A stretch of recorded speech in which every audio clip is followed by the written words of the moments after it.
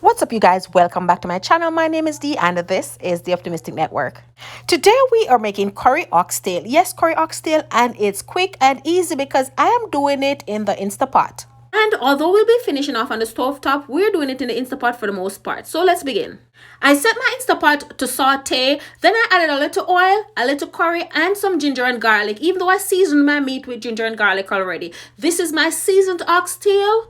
It was seasoned for about 5 to 6 hours prior, and I seasoned it just like how I season my chicken for curry.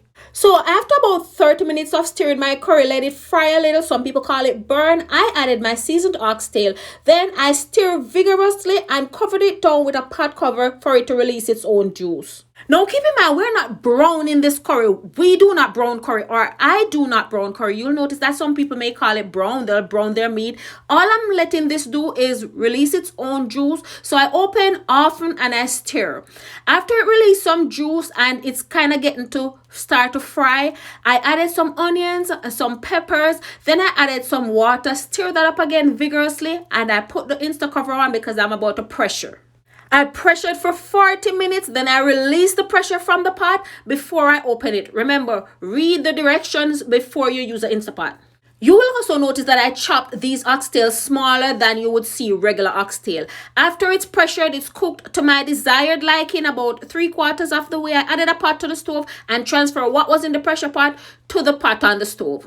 I covered the pot down, turned my stove on high, and I allowed some of this juice, some of this water to reduce. So it cooked down until it's really like thick down, and I'm adding coconut milk because it's coconut curry oxtail.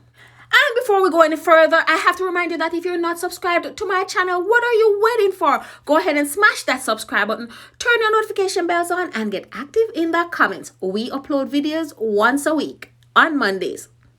The reason I pressured my oxtail 3/4 of the way is because usually once the pressuring process is done, you'll need to reduce. And I could have just reduced it in the Instapot just the same, but I kind of wanted to add it to the stove top.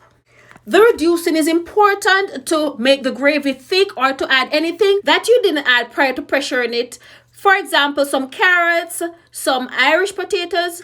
You may want to add extra pepper, onion, because some people like to see these in their curry. I like to cook out mine, and I don't always use carrots and Irish potatoes, and I'm not using that today.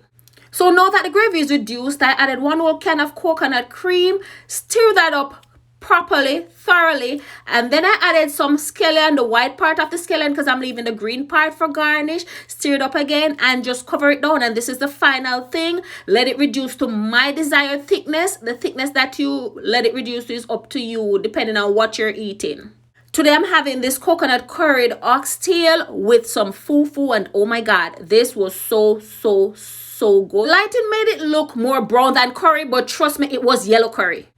So thank you guys for watching. I hope you enjoyed this video. Don't forget to like and subscribe, and I'll see you again in my next upload. Mwah, mwah, mwah.